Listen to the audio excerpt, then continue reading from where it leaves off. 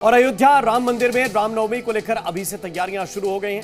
इस बार भी लाखों की संख्या में राम मंदिर में श्रद्धालुओं के आने का अनुमान लगाया गया है।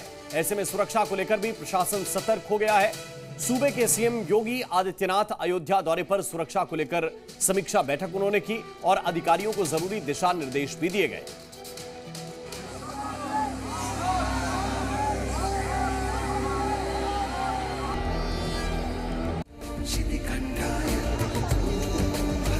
राम मंदिर के लिए सत्ता भी गंवानी पड़ेगी तो कोई समस्या नहीं होनी चाहिए। महाकुंभ के बाद रामनवमी की महातैयारी। रामनवमी पर सुरक्षा सख्त, उमड़ेगा जन सैलाब। योगी की हुंकार, राम मंदिर के लिए सत्ता भी कुर्बान। ये अयोध्या में सीएम योगी की हुंकार है। उन्होंने अपनी बातों से यह साफ कर दिया कि राम मंदिर के लिए अगर उन्हें सत्ता भी गंवानी पड़ती तो वो उसके लिए भी तैयार थे।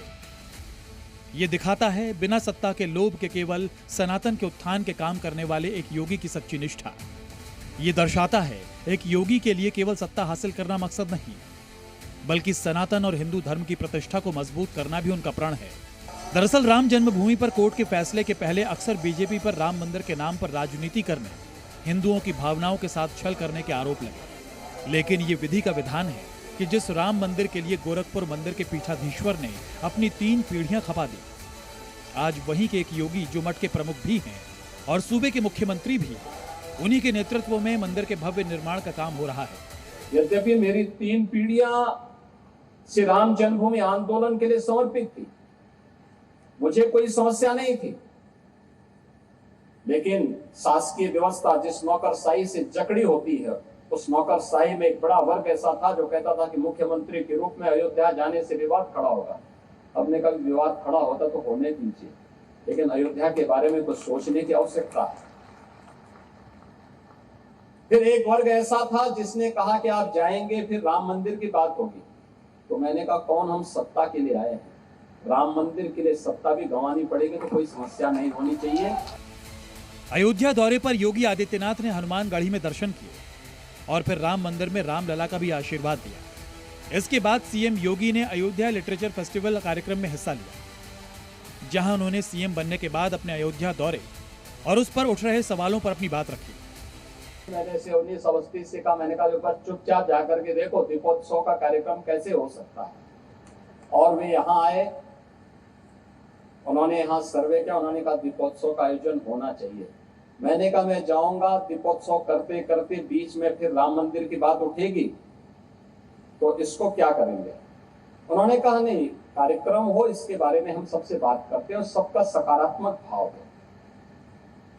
और आज आप देख रहे होंगे दीपावली के एक दिन पहले अयोध्या का दीपोत्सव अयोध्या का एक फेस्टिवल बन गया, एक पर्व बन गया है।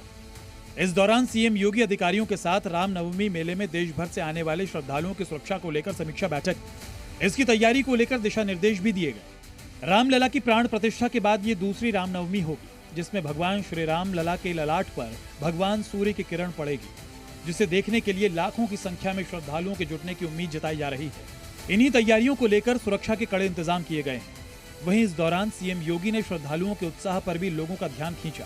कहा 2015-2016 में यहाँ करीब 3 लाख भक्त आते थे, लेकिन पिछले साल यहाँ 16 करोड़ लोगों ने रामलला का आशीर्वाद दिया। 2015-16 में भी कितने श्रद्धालु यहाँ आए, 16-17 में कितने आए, वो आंकड़ों को भी देख रहा था। एक समय था जब पूरे वर्ष भर में केवल 2,34,000 श्रद्धालु यहाँ पर आए थे 16-17 में।